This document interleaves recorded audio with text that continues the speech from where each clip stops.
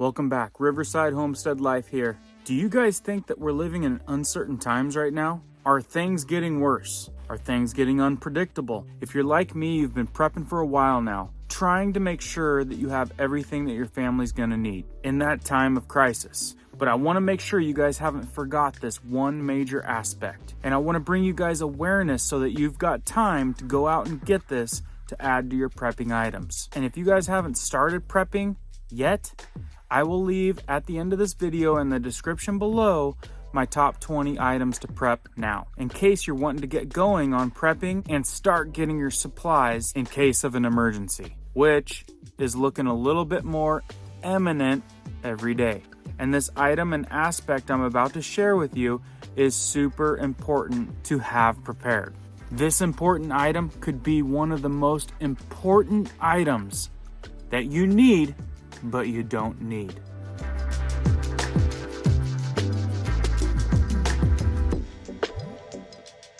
What is going on right now? Is there gonna be a war? How big is this war gonna be? We don't know, but I can tell you this.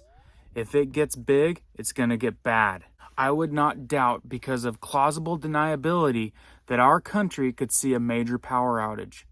That's the way they all start. They attack the power grid. Cyber attacks. Are you ready if your power goes out for an extended amount of time? There's going to be chaos. There's always hope for diplomatic resolution.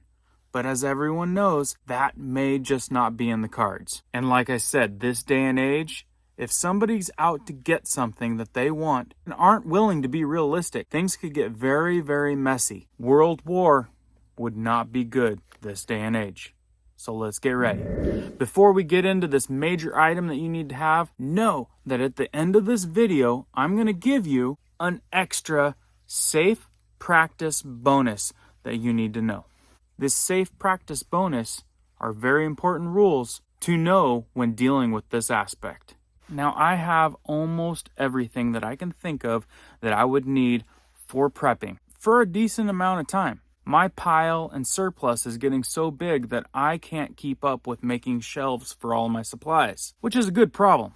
But this item that you may have forgot about is an easy one to overlook because it's the thing that you don't need. It is the bargaining items, the items that you want to have excess in so that you can barter for the things that you need that you don't know that you need yet. Let's say you have a child. Let's say you have a friend, a family member that has a medical need. Well, you didn't happen to think about that one specific thing, but someone else could have that item. You need to have an excess of certain things that are in high demand that you can barter with. Enough of those items that you will not miss if you need to trade them out for very important things that you need or your family needs. If you're stockpiling cash, that's probably good. It's probably better to have it with you than in the banks right now. But cash in this type of crisis is probably not going to be valuable at all. Probably recommend more so gold, because if things do come around, gold will refine its value, but it's supplies. If things get as bad as we think that they could and as bad as we are prepping for, it's going to be supplies. It's going to be important things like these things I'm about to share with you.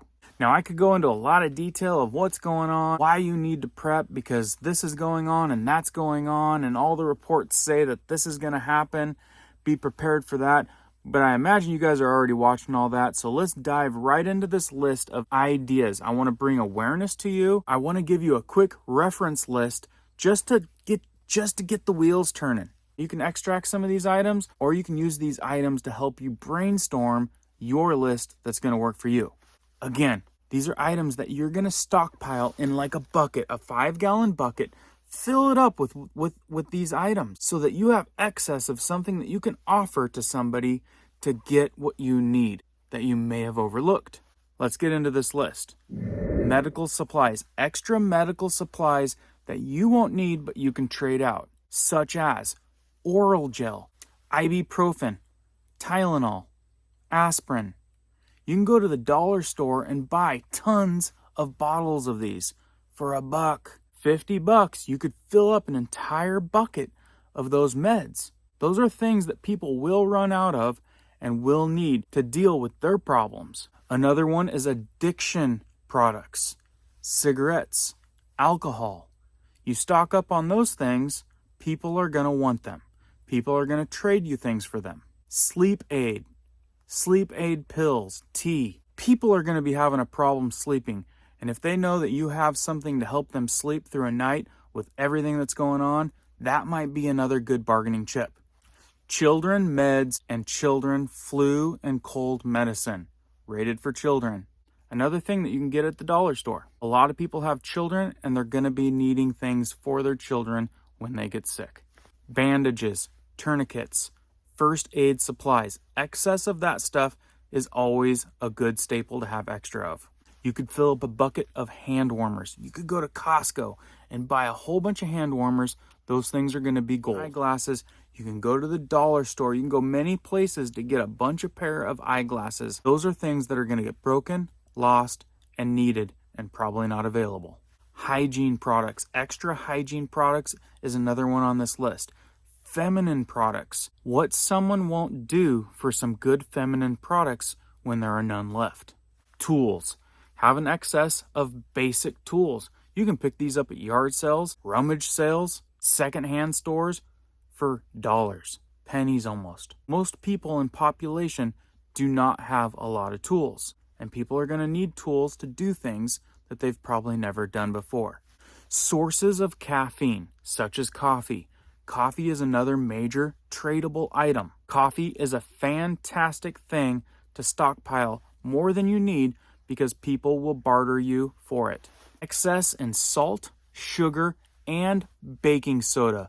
Tons of uses for baking soda. Another great sweetener to barter with is honey. It lasts forever. And another item is chickens. If you already have chickens, get more. You're going to produce eggs. We just picked up an extra 20 chickens on top of our 15. We are currently getting about 20 eggs a day.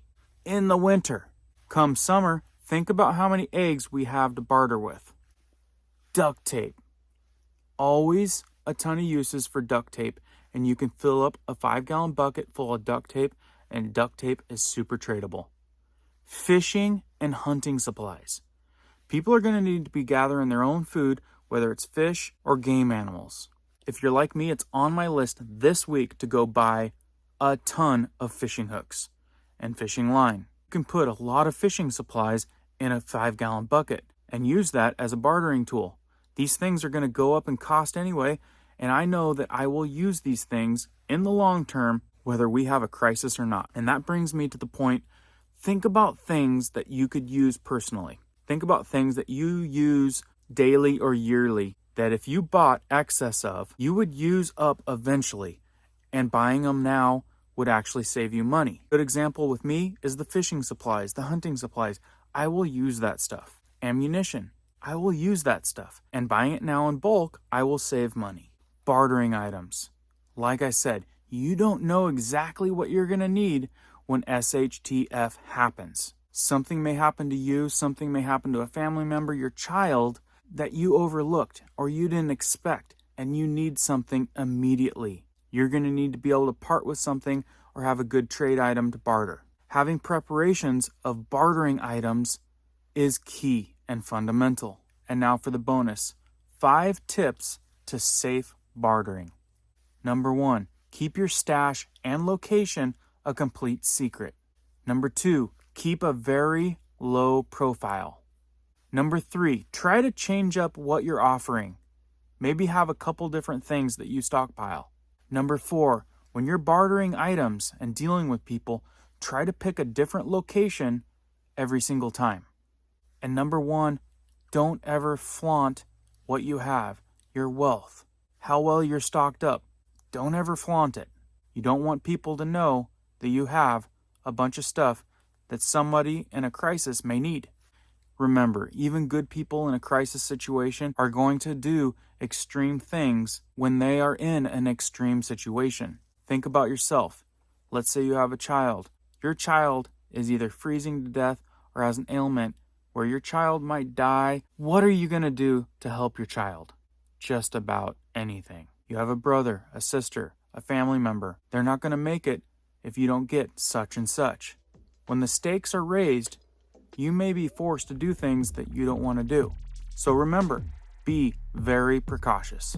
Hit the like button if you found value, subscribe if you would like more weekly tips. See you on the next one.